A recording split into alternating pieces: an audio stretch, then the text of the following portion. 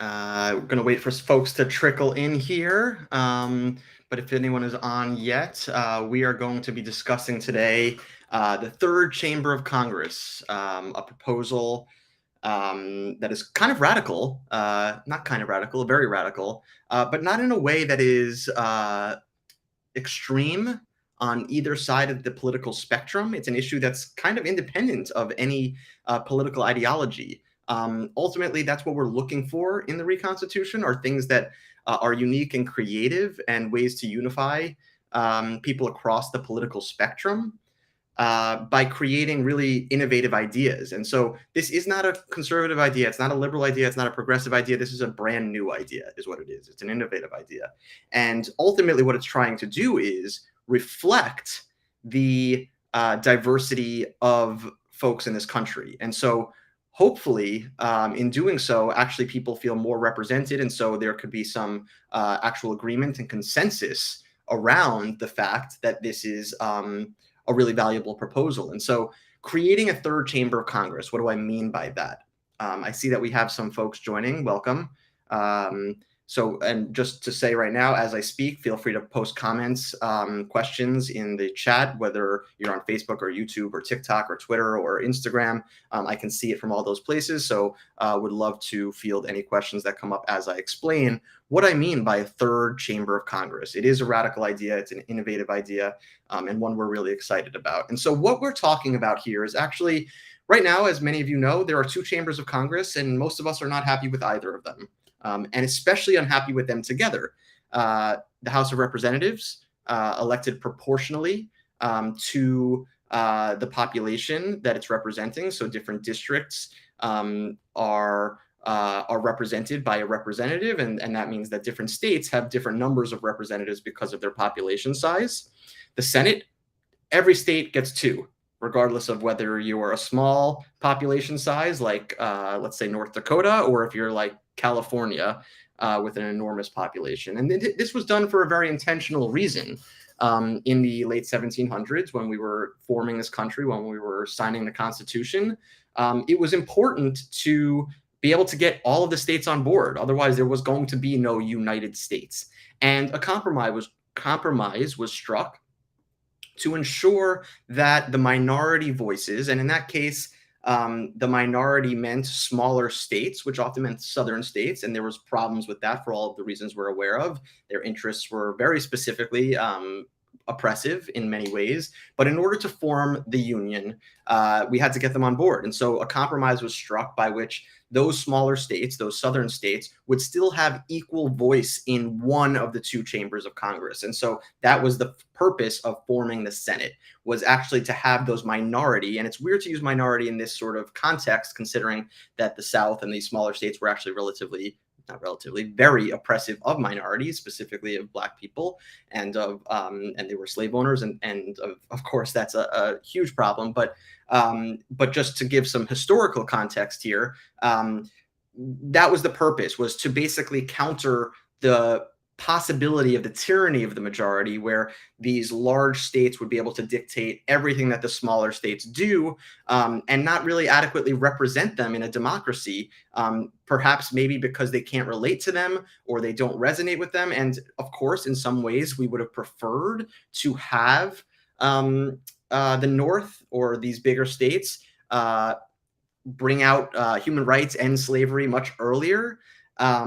But there were other interests in the South that required representation, whether it was the economic aspect of farming and outside of the issue of slavery, and other things that just impacted rural areas differently than urban areas, and that has accentuated over the years. So all of this is a long way to say that way of thinking, those two chambers of Congress, that compromise was important for the time.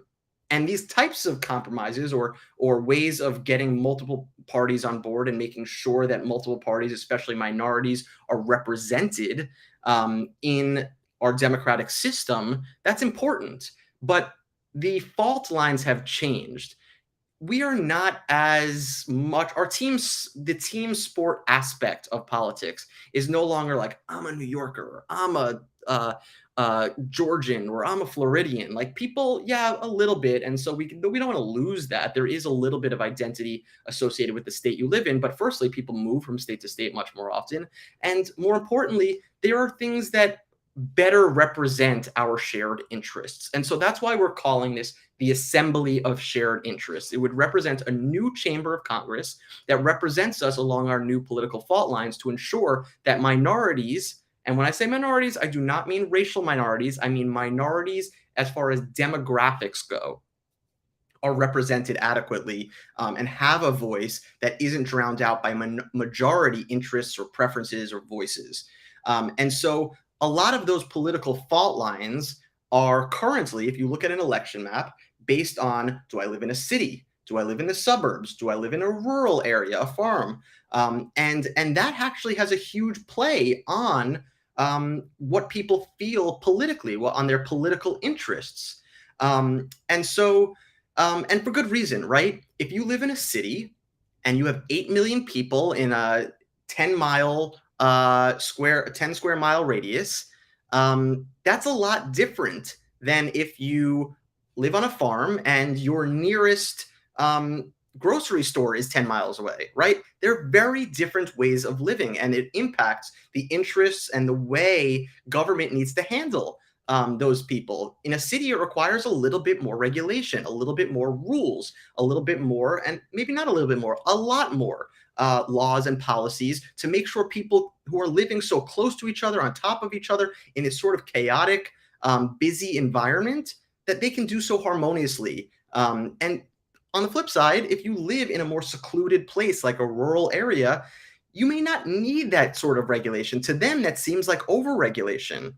But to the city people, the sort of lack of laws, the sort of Wild West mentality of some of these rural areas seems like chaos. It seems like anarchy. And so that's why there's a lot of sort of inability to connect on these issues, because ultimately we're coming from very different perspectives, very different lifestyles, very different ways of being in this world. And that doesn't make one right or make one wrong. But because we're not speaking the same language, we're not seeing the world in the same way, we can't really have a conversation, because the other side, if we don't see through their eyes, is always wrong.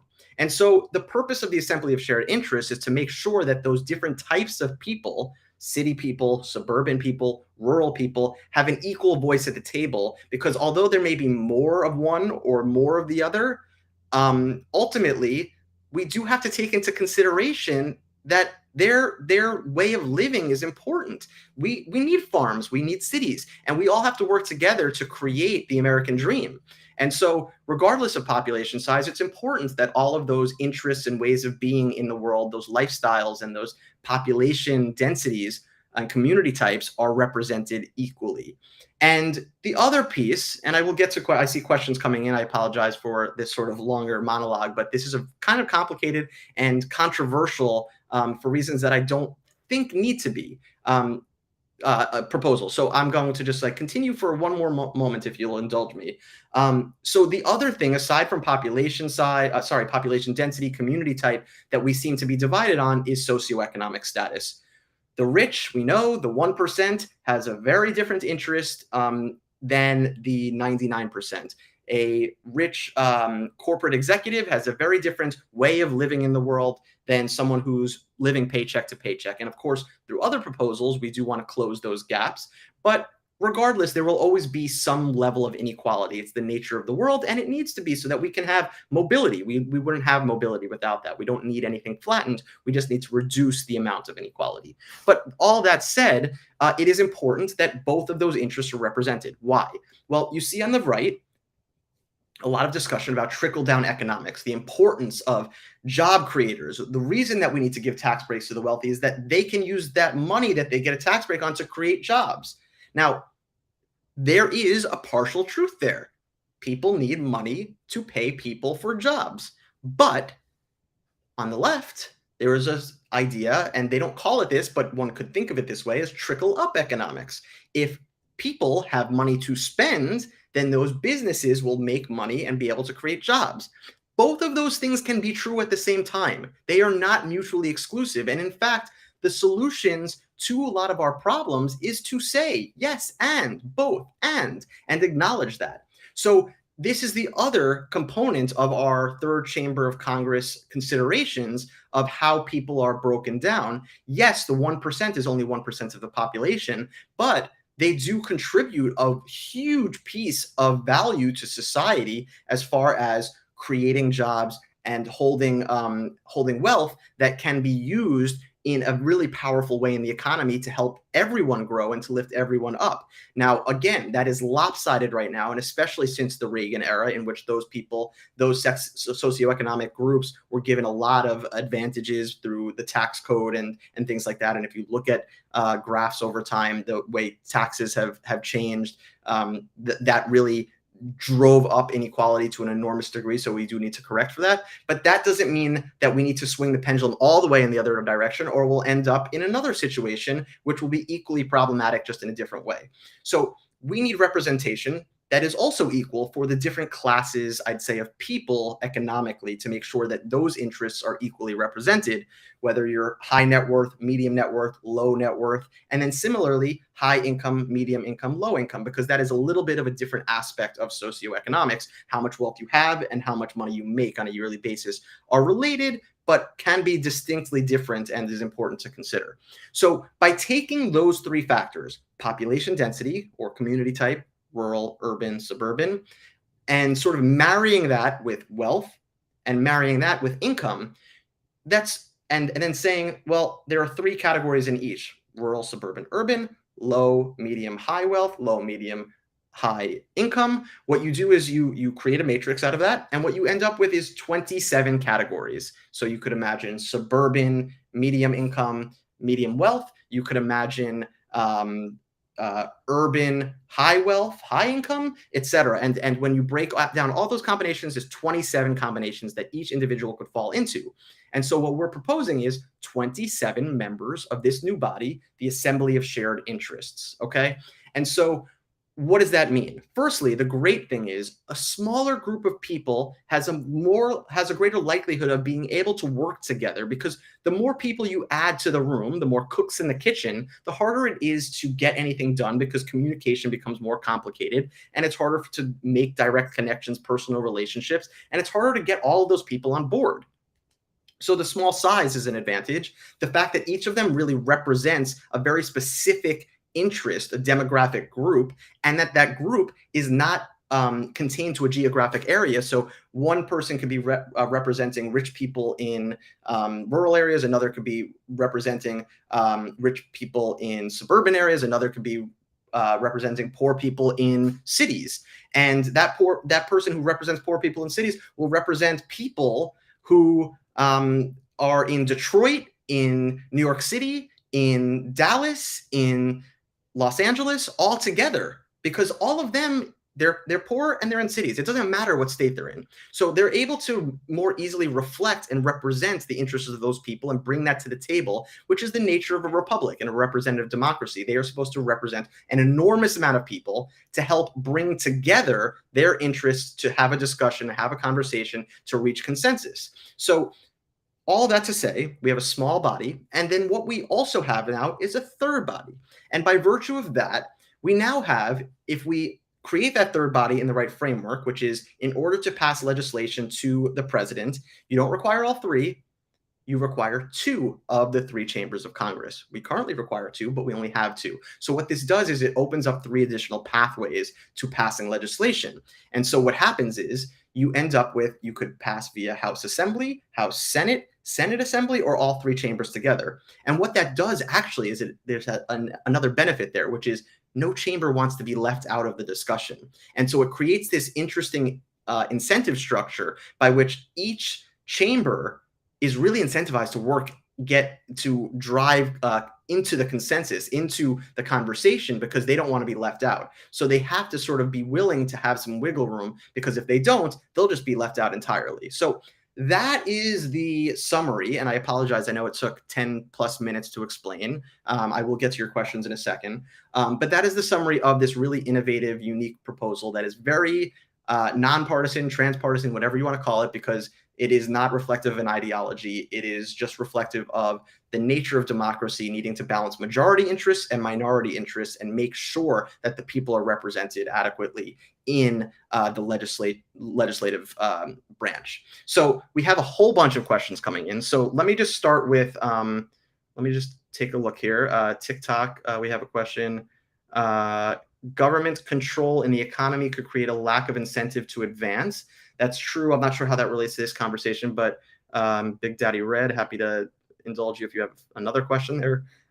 If we do a new constitution, they should include viewpoints of women and people of color this time. Absolutely. We do have women and people of color in our framers group that helped craft some of these ideas. We also have more people coming in to join us in some of these collaborations. You could be one of them, but we do have, we're working with the Human Rights Effort, really excited about working with them. They are also a diverse group that could bring a whole nother perspective to this. And so I think, just to say, this is the first edition of the Reconstitution. We will be revising based on input, both from the public and from this new group of people that we're recruiting to help revise these ideas for a second edition, and we will iterate from there. Thank you so much for that question, Ryan. Let me turn to the Facebook questions. Leonard has a question. How long would members of the Assembly of Shared Interest be elected for? Would senators still be elected for 6-year terms since they would now have the same powers as the House of Representatives? Great question.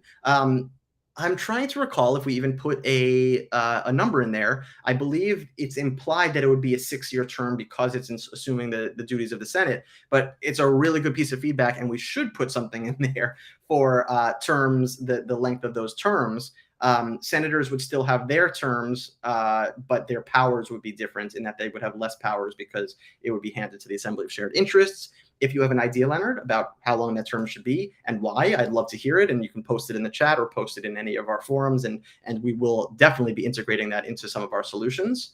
I have a question from Big Daddy again. Are we talking about adding to the Constitution or changing it entirely on this issue? We are talking about adding. And let me just clarify, not necessarily adding, let's say upgrading, because we would be amending, right? Amending is really the formal word. And sometimes that involves removing or modifying or adding things to it. But ultimately, we're taking a holistic approach. We are not throwing away the Constitution. This is an additional set of amendments, similar to what we did with the Bill of Rights, in that not just do amending one thing at a time, but proposing a series of amendments that can sort of get around the game of whack-a-mole, where if you make one amendment proposal and you pass it, then it creates all these other issues. We're trying to resolve a bunch of issues at once so that they don't create all of these side effects.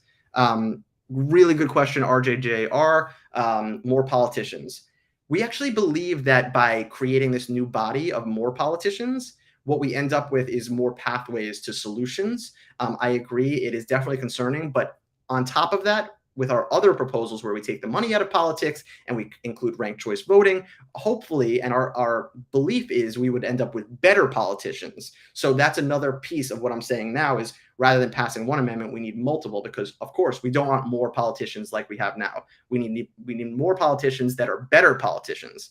And no, they would not be taking more money. You can check our website, check some of our other videos. We have a whole amendment about the separation of money in politics, and it is very, very firm on that and getting money out of politics. So I encourage you to look at that. We have a whole bunch of other questions. Let me see. Laura, can you explain Section 5, Clause 1? Let me take a look for you while I bring it up. Let me just read the next question. The new chamber should not allow political parties or it will be worthless. Great point, Timothy. And this is also a part of our amendment, our proposal that I'll be covering next week. No, not next week, within the next few weeks, which is getting parties out of government. I think it's clear that parties are an inevitable artifact of government. The founders knew that. They wrote that in the Federalist Papers. It's just the nature of human beings is that we form these teams, these groups. But the problem is that we formalize them. We've made them official parts of our government. I mean, they're not written in the Constitution, but when you fill out a ballot and vote for a candidate, the name of the party is right there. Why is it there? It doesn't have to be. And on top of that, parliamentary proceedings, right? Like the Speaker of the House is a Republican or a Democrat. based on the majority, that's not said anywhere. So all of these rules that incorporate parties into our government proceedings are unnecessary. Parties are valuable in that they allow people to have to assemble. It's our freedom of assembly, and it's valuable to have people exchange ideas through those forums. But we don't believe they should be official parts of the government for all of the reason I just stated. So, and we will use ranked choice voting to help ameliorate some of the two-party system, which is really problematic. But we'll discuss that in the coming weeks. To get back to Laura's question, can you explain Section 5, Clause 1? Section 5, Clause 1 of which amendment, Laura, is my question to you. I'm assuming you're talking about Amendment 2. So this reads, to preserve and protect the diversity of traditions, heritages, and cultures and communities and states within a federal system governed by the United States Constitution, the liberty of self-determination shall not be abridged further than required to ensure the shared values and understandings herein remain unalienated. What we're talking about there is actually federalism, which essentially is that that there does need to be some level of self-determination at the state level, at the local level, because ultimately we need rules at all of these levels that become more prescriptive or more specific to the circumstances of those local or regional areas. And so Congress, of course, needs to pass laws that help us all work together, all the communities together, all the states together, and have to have these more umbrella policies. But we do need to make sure that we leave some latitude to these more local forms of government to make sure they can really speak to the people that those laws will apply to. And so this basically is saying that we shouldn't abridge those liberties for local communities, et cetera, unless it's in violation of some of the principles we're stating here in the Constitution and in the Reconstitution, because those are the supreme law of the land. But everything else, not everything else, but many of the other things we can leave to the states and local communities. Sorry, I'm trying to go back and forth here. I will get to you next, Kenneth, in a second. Yes, we love Nicki Minaj too, serving boots. Let's see. How would we monitor the chamber so that they don't get radical going either way? Great question. I think that's ultimately the beauty of democracy. I mean, that's how the people will keep the chamber accountable. And part of what I just said of our other amendments or other proposals, getting money out of politics, ranked choice voting, deliberative democracy, would help hold them accountable in an even greater degree. So it's a great question, but I think the same thing would apply to our other chambers. And so hopefully our other proposals apply here, not just to the Senate and the House and the other politicians that we're already trying to rein in through our other proposals. So that would apply here as well. It's a great question, Big Daddy. Let's see here. Okay, Kenneth. Laughing Thunder here. Nice to meet you finally, Laughing Thunder. I've seen a lot of your comments. I can see the value of representation that considers the type of community. As you often heard me say, there's problems. The Congress as it stands has vast resources to learn about new problems, and they still doubt the climate crisis.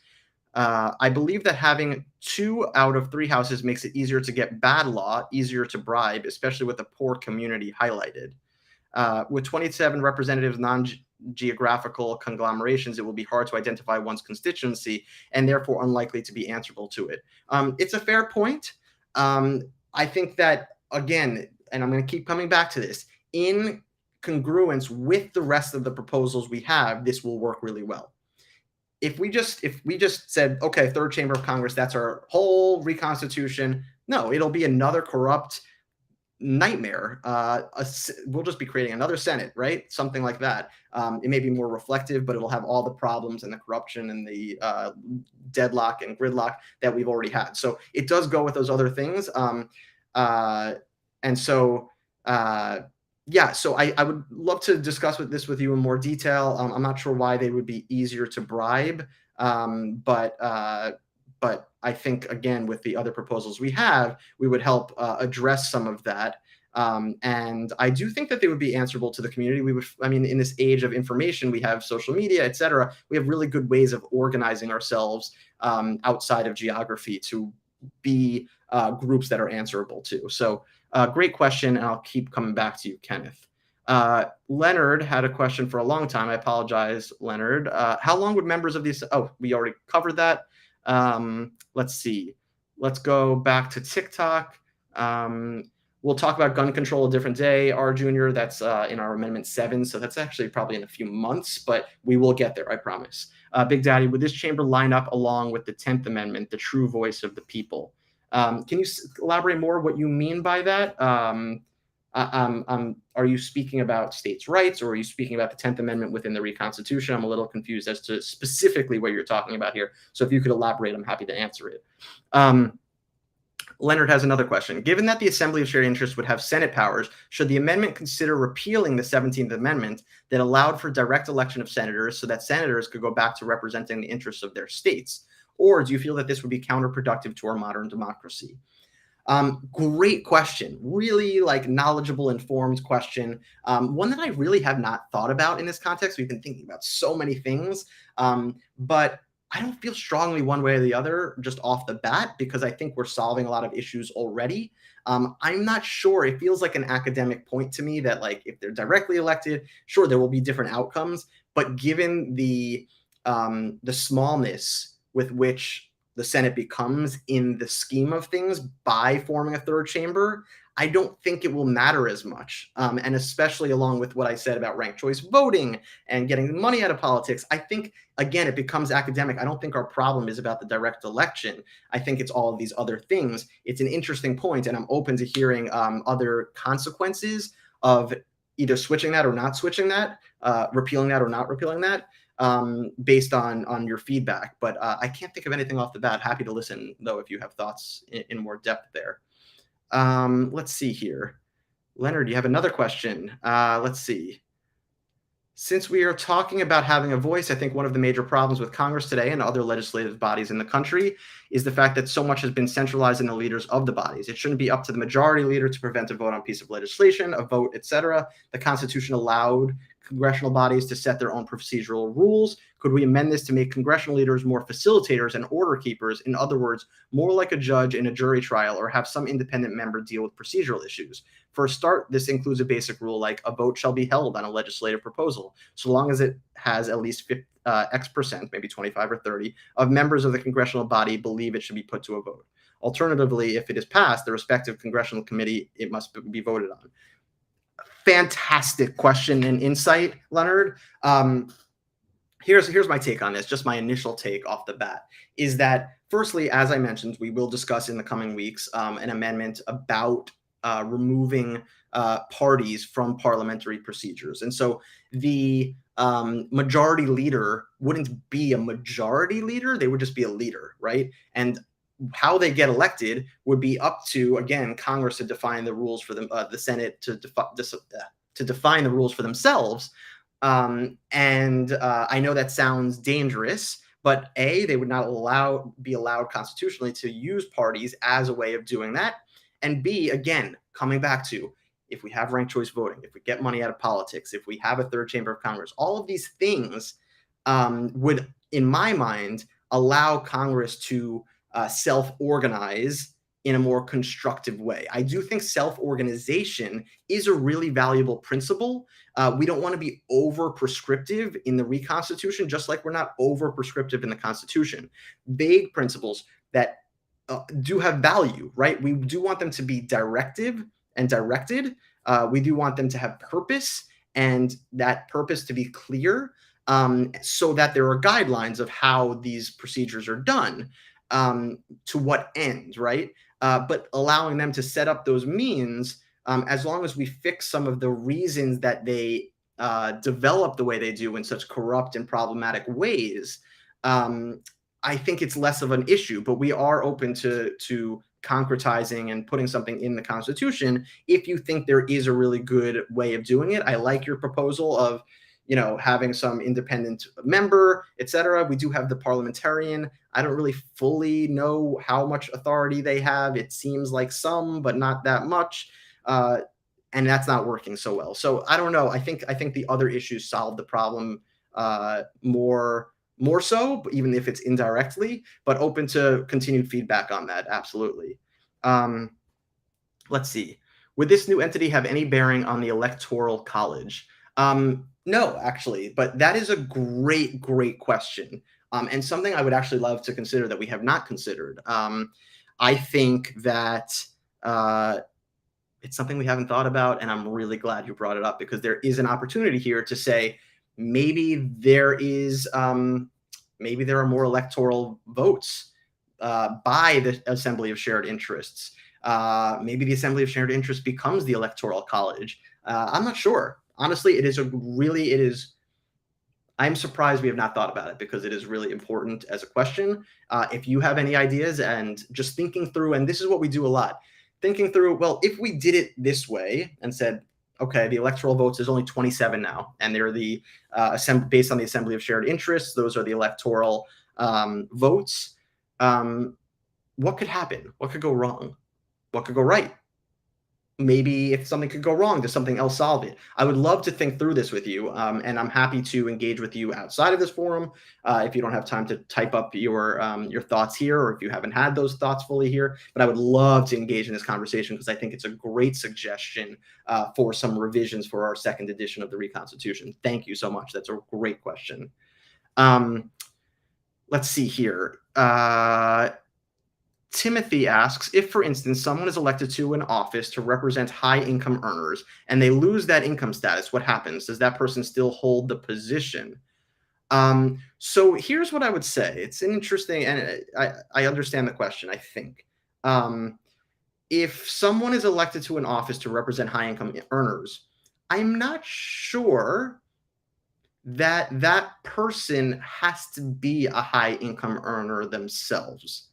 And we see this today where people from different states who live in different states represent, and we don't love it.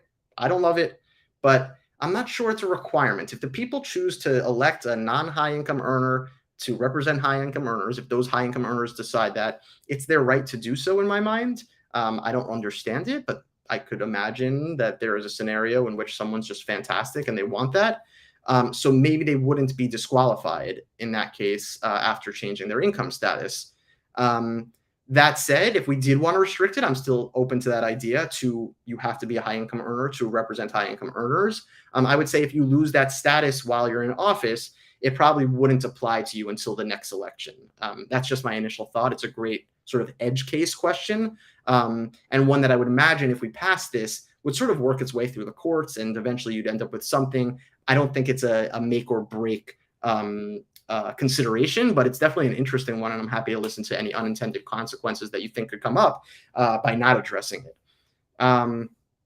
Let's see here. Timothy has another question. What happens if two chambers pass a bill and the third party amends the bill? I think you mean third chamber amends the bill. Would the amended bill have to be re-voted on? No. If two chambers pass the bill and the third chamber doesn't want to pass the same bill, they're just out of luck. It would go to the president and that's it. So the third chamber could try to get the other two chambers or one of the other two chambers to say, hey, I like that amended bill better and join them. But I don't think it would sort of cancel out or be a requirement to force the process to start over again. I think that would be counterproductive to sort of what I see as, by adding this new chamber, it's almost like a lubrication of the legislative process, which is really valuable in this day and age where we have so much gridlock and deadlock in our legislative process. Let's see here. Big Daddy, you have another question. Thank you guys so much for all these questions. They're really amazing today. Would the tax codes be affected by this chamber of like-minded people? Say more. I think the tax codes could be affected by this chamber if they're joined by another chamber and have some agreement on how to affect those tax codes. But I'm not sure what you're specifically getting at. I'm definitely interested. It's an interesting question. So please feel free to elaborate. I'm happy to answer there. Kenneth has another question. Easier to bribe rationale. In worst best case, you have to bribe 14 plus 51 with 2/3 in a smaller body. Current worst best case is 51 plus 435. I'm not sure. Oh, I see what you're saying. So in other words, because you could have the Senate and the Assembly passing a bill, essentially it requires less people than requiring the Senate and the House of Representatives. And so technically you could buy off less people to get legislation passed. Again, I think ultimately, and I may be wrong, that it's academic, because if they're bribing, they're going to bribe. They have enough money to do all 435. They're going to do the 51 plus 14. Um, but on top of that, I think again, I come back to that full circle of like, we have other proposals that help address this. Closing the revolving door and lobbying and getting money out of politics, I think, would help with that. And also, even some of the things that we haven't discussed yet, some of our corporations constitutional proposals about making sure that large corporations are public benefit companies that have to balance the interests of the community, and have to have uh, workers voting on directors, things like that. This will all start to just sort of smooth out by nature of sort of addressing each of these other things. Indirectly, they all sort of work together to start cleaning that up. Also, 9 out of 27 can be bought for less. Yes, but to my point, I think we would be restricting that anyway. But I understand your concern, and there are always going to be these concerns, right? We're not going to solve every of the world's problems where there's no perfect solution. We're just trying to make a more perfect solution. And that comes back to, again, the whole drive of this movement is renewing our commitment to the Constitution while making it more perfect. Those are the opening words of our preamble of the Constitution. The founders knew that there's no such thing as perfect, especially in government and in society. And so we are working to become more perfect. By no means do we think our proposals are perfect. There are definitely imperfections. We would love to cover up as many of those imperfections as possible, to iron out as many of those imperfections as possible. And we'll do that with your help by poking holes in it. But if you have a suggestion, that would be super helpful. I'm not sure exactly how to address it other than to say that we have a getting money out of politics proposal, and hopefully that does help address this. Can I be certain? I'm not certain of anything, but it's my best suggestion for that issue. Let's see. Big Daddy again. Okay, how would we solve deadlocks within the chamber? We seem to have those issues currently. Great question. So firstly, I think there is an aspect here, again, of being a smaller body goes a long way. And this comes back to just like human nature, right? Once you get over sort of Dunbar's number, 150 people, it becomes very difficult to have relationships that are personal, that are consensus oriented, to have these really rich conversations, because there's just too many permutations of relationships and communications, etc. So by having a smaller body of 27 people and just getting them in a room, this is why we have, right, the what was it called, the Gang of Nine or the Gang of something, where we get these smaller committees and subcommittees and groups of people to work out legislation. Because if you had 435 people writing a piece of legislation, it would never get done. Every single word and comma would get questioned. The less people you have involved, the less cooks you have in the kitchen, the easier it is to get things done. And so I think that's one of the big sort of benefits of this, is that it does sort of solve deadlocks just by virtue of being such a small body. Now, on top of that, again, I know I sound like a broken record here, but on top of that, bringing in the other proposals we have, so ranked choice voting, getting money out of politics, etc., I would hope would also be a huge resolution to deadlocks, especially the ranked choice voting piece. That will open up the whole universe of third parties and independent candidates, which means there would be less gridlock because there's less team tribalization where it's just yes and no, and instead we'd have this whole cornucopia of ideas and viewpoints that would hopefully lubricate the wheels of conversation and discussion. So hopefully that answered your question. I know, again, as I said, it's not perfect. We will still have deadlock. And deadlock, let me just say this about deadlock. Deadlock is really frustrating, especially because of the magnitude and the frequency by which we have it. But one of the real values of deadlock, because I don't think it's intrinsically bad, is that it does sort of, it is the brake pedal in our system of legislation. And every system requires a gas and a brake, right? And so, sure, it's frustrating when we want things to get passed and we can't, but sometimes that just means there's not enough consensus. Maybe it's just really radical and impulsive as a proposal. I think the problem is not deadlock, it's the amount of deadlock, the frequency of deadlock that we have. And so I think we're solving enough to bring that sort of severity down to a point where we can be more constructive and productive. Um, Hopefully that answers your question, Big Daddy. Thanks for these great questions. They're really fantastic. Timothy says, as times change, people's interests by group will change. How will this be dealt with in the new chamber? Great question, Timothy. So I think, and correct me if I'm wrong, but your question is getting at, well, in 100 years from now, will we still be aligned along cities, rural, suburban, and socioeconomic status?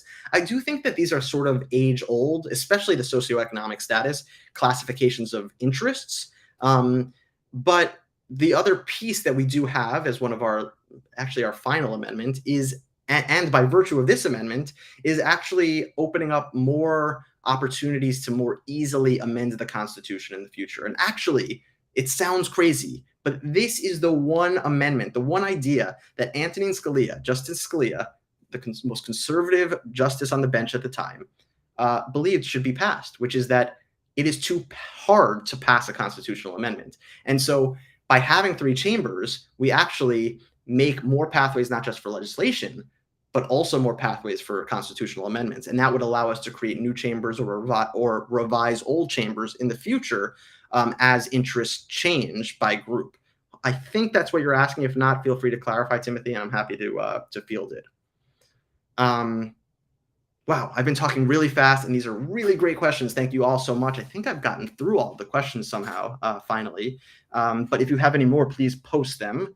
I really want to just say, as I wait for more questions to come in, I appreciate, you'll see it at the bottom of the screen. Sorry, if you're on TikTok, you probably don't see it because if the stream is different, but our values, our principles as a group for our constitutional conversations, be curious, be humble, be respectful, be patient, be resilient, be creative, has been so exemplified in these questions.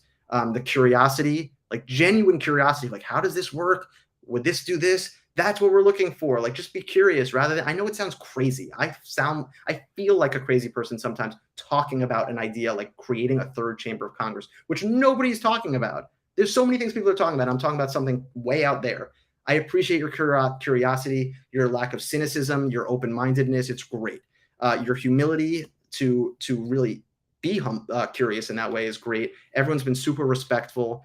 You've been patient with me in getting to your question as I sort of hustle through all these and look at multiple screens. You've all been resilient. Nobody's been triggered by anything I've said because I certainly don't intend to. So hopefully you all understand if I do say something that is triggering to you, it's not intentional, and I'm just doing my best to speak my mind and be creative. And that, to that point, the last one, be creative. Everyone is being super creative with these ideas, the Electoral College, etc. It's fantastic. A couple of other questions came in while I sort of complimented you all. Kenneth said, how do I campaign for representative for the poor urban group? Do I drive to all 50 states sleeping on couches? Shades of Ralph Nader. I don't. You could. I think that's up to the candidate, right? But we live in a day and age where you don't really have to do that. We've had a Twitter president. We've had a Facebook president, not using names. We could have a TikTok president. I don't think you need to drive anywhere to get elected anymore. Can it help? Sure. Maybe they don't drive to all 50 states. That's a strategic thing that I leave to the candidates, and I'm sure that would figure itself out. I'm not sure it has implications for the functioning or how healthy this is as a proposal. Big Daddy says, I know this is a last-ditch scenario, but how would we address if a state decided towards secession? It's a tough question. I don't think that we are addressing here that situation.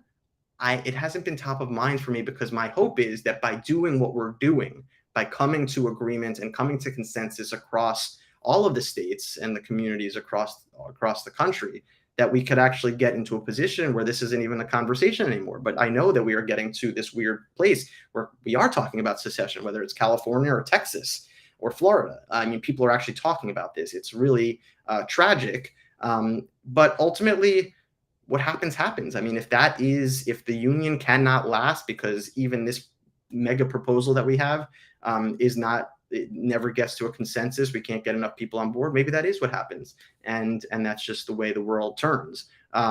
But yeah, we don't have a specific proposal to address that. We're just hoping that everything else makes us stronger as a country, as stronger as a union, so that that doesn't happen. But I don't think we can address that directly. I don't think we can compel or force a people, a community, a state to not secede if that's what they choose to do. I'd prefer they don't.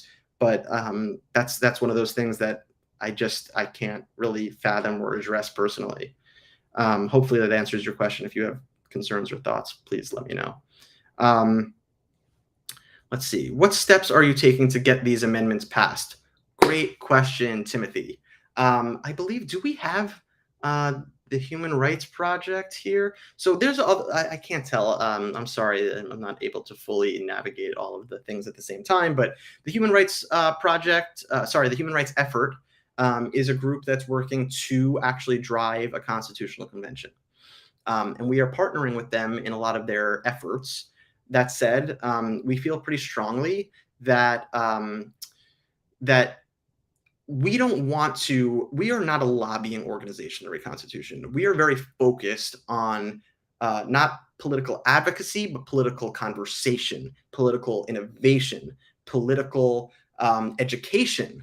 And so we believe that by doing that, we will hope to inspire a groundswell of people, a movement that you, the people, would be calling on your representatives if you're inspired enough, if there's enough consensus of enough people who are inspired by this conversation, by these conversations we're having, to reach out to their congressman to get these amendments passed. We do not want to be the ones forcing this down anyone's throat. We want to inspire people. And if you are inspired, you're here. Join the conversation. Get more people that you know to join these conversations, because that's what we need, is a critical mass, and the momentum just grows. So the more people that show up to these conversations, the more likely it is that people become inspired, and that sort of just grows exponentially. And eventually, I mean, this goes, again, I think I say this often, but Bernie Sanders and Medicare for All or Green New Deal, those were not words that were in our political discourse before Bernie Sanders added them to our discourse. So aside from running for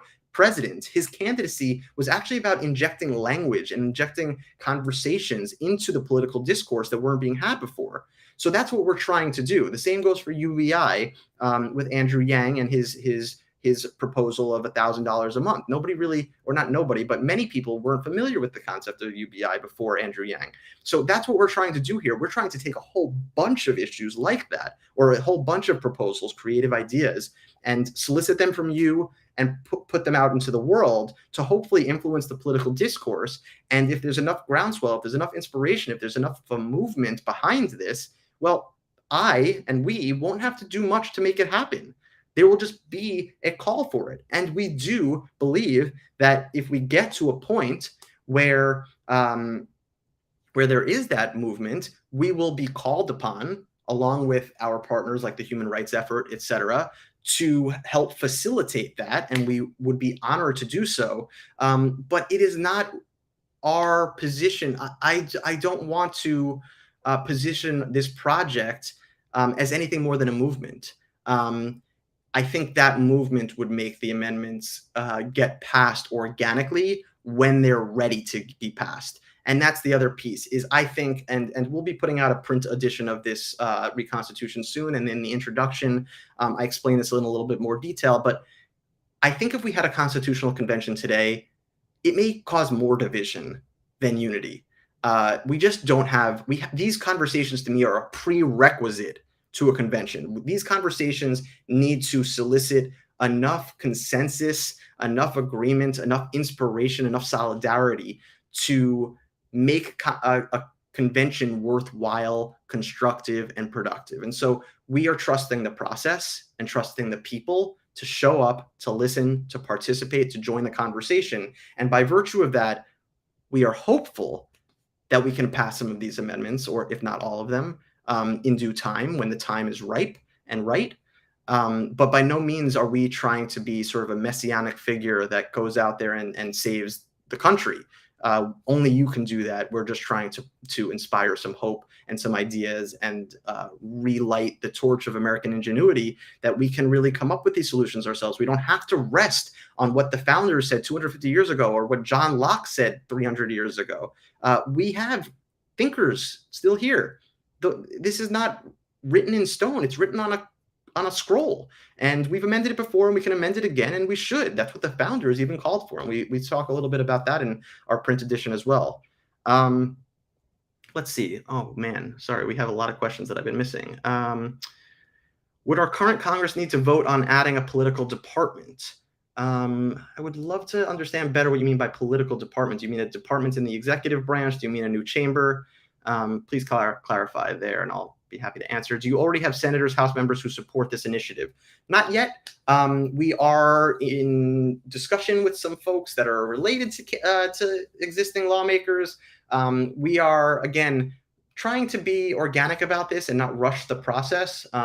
We want there to be enough momentum and support for us before we really start sort of, in a Revolutionary War term, don't shoot before you see the whites of their eyes. And we are looking forward to people coming to us rather than us going to them. Eventually, when we do have enough momentum, when we have enough infrastructure, resources, and organization, we would love to do more outreach. But I think social media is outreach in this day and age. And if the algorithm pops this live stream onto Katie Porter or into Adam Kinzinger or into Liz Cheney's TikTok feed, and she stumbles upon it or they stumble upon it, fantastic, then it's meant to be.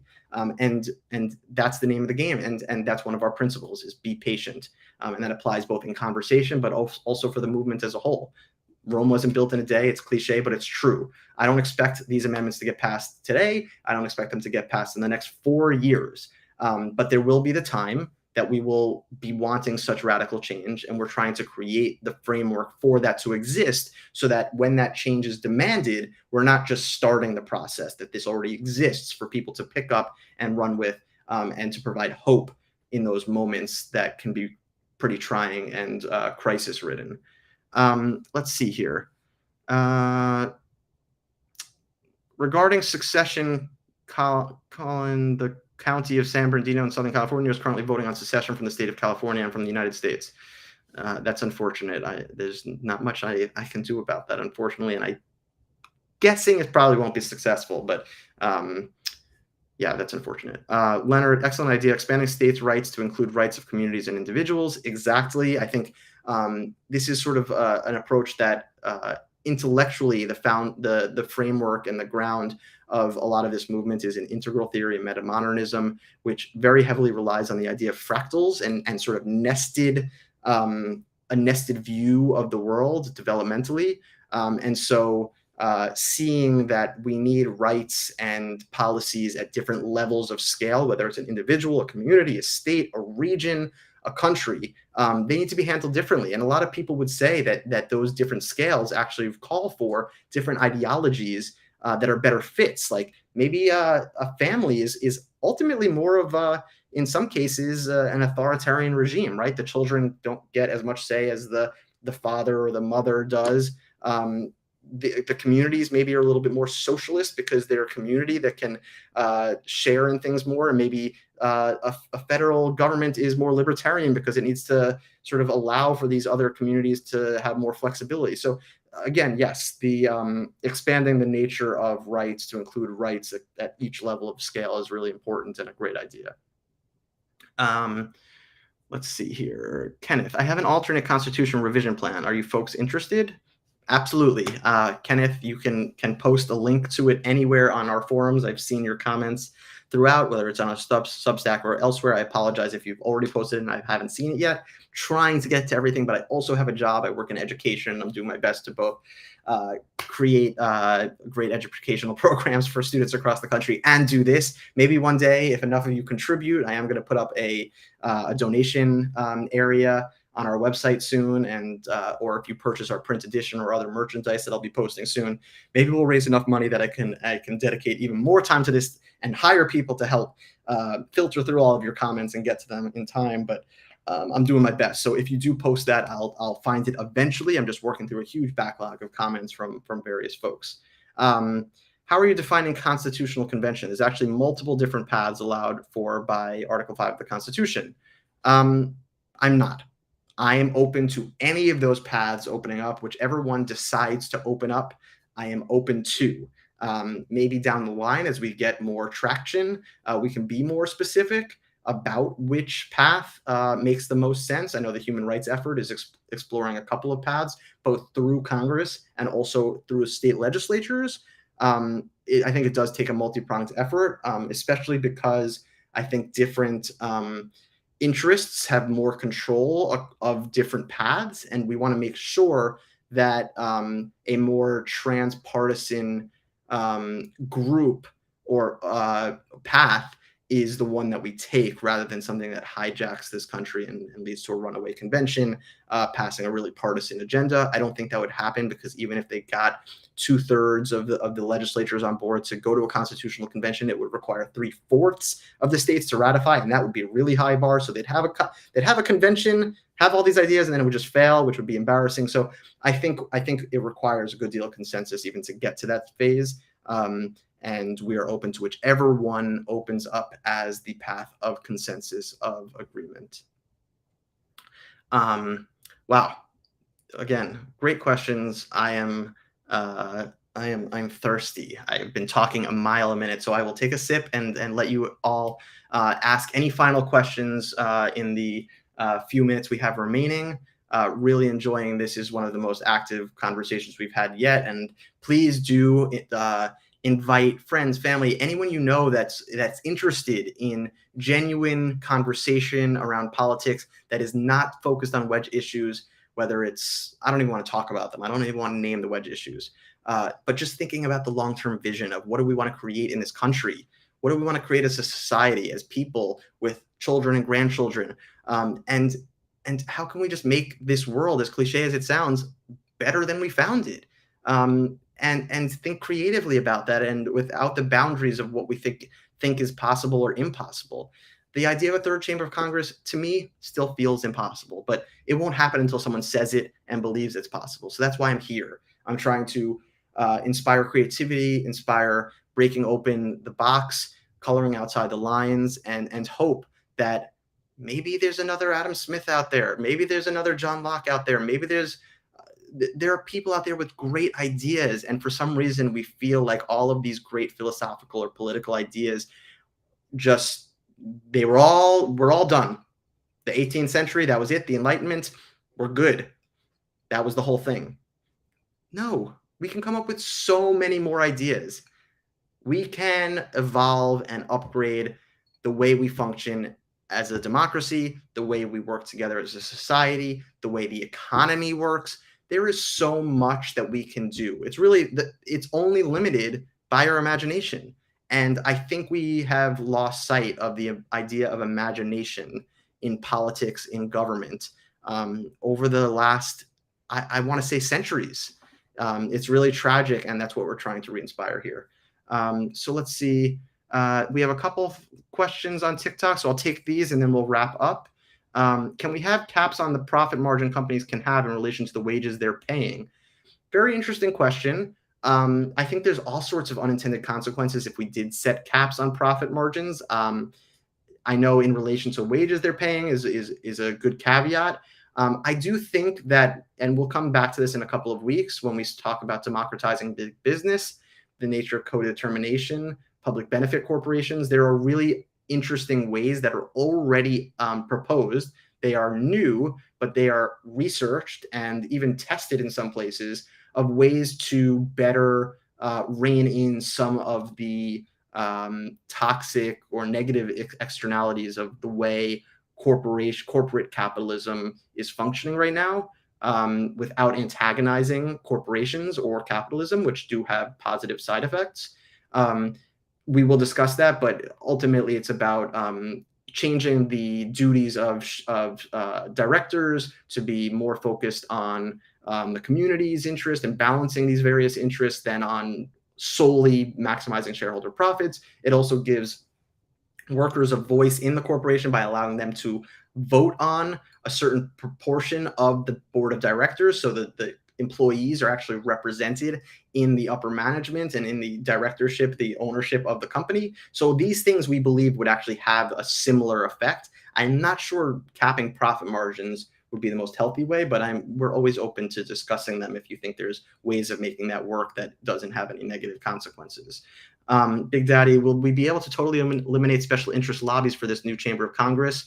We hope so. And that's what we're trying to do more generally, not just in this chamber of Congress, but across government with our separation of money and politics proposal. We had a constitutional conversation on that a couple of weeks ago. You can find it on YouTube, on Facebook, on Twitter, etc. If you want to listen, I'm happy to field further questions on that. But we do have some really interesting ideas of getting money out of politics, and that would include special interest lobbies. Oh, absolutely. I'm a firm believer that we need capitalism and socialism to work in balance. Yes, and authoritarianism and libertarianism and all of the isms. I hate that they're called isms. It makes it sound like belief systems, like a church or like a religion. They're ologies. These are studies. These are logical systems that we can use to better drive society towards the ends that we define and envision. We need them all. And so we need to stop antagonizing them or making them into these like buzzwords that are vilified. We just need to use them and look at them in different circumstances through different lenses and different perspectives and figure out where they make sense and where they don't, and put them where they belong, and hybridize them in some cases. So I think we have hella regulations on individuals to make sure people aren't taking advantage. Yes. But as I said, lots of stuff in our separation of money and politics. Big Daddy Red, this is the final question I'll take, and then I got to jump off. Would we be able to keep the Bill of Rights as written with new amendments? Of course. That's part of the point. Would we revise some of those things? Would we clarify maybe some of those things to be more detailed about how they work in the modern day world? I think so. But by no means are we saying throw anything away. We would be explicit about what we're revising within our documents, and please feel free to go to our website to download the document in full, to look through it. We're also going to be posting a summary soon, and the print edition will have the summary and all of these materials in it, so it'll be easier to digest in whatever format makes most sense to you. So that's our talk for today. Thank you all for joining me, for the incredible questions, for the incredible conversation. Really fantastic conversation today. Thank you, Minerva. I look forward to the question. We will be taking a week off next week. I'm a person too. I need to go out of town for next week, but it's good. Everyone can take a break. It's August, it's summer, it's time for break. And then we'll come back on the other side of that, and we will be talking about gerrymandering. Bum, bum, bum.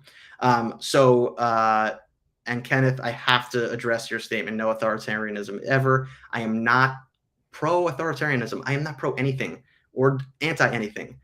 But authoritarianism happens. I mean, in useful circumstances. Authoritarianism in the context of COVID, having vaccines and mandating masks and things like that was actually a valuable thing for public health. So, and interestingly, it came from the progressive side. So even though it was progressives promoting a brand of authoritarianism, there are aspects in which we need these things to be able to function as a society. So anyway, that's all I got for today. Thank you, Kenneth. Happy to discuss that with you in more detail. It may also just be a matter of semantics, but that's what I've got today.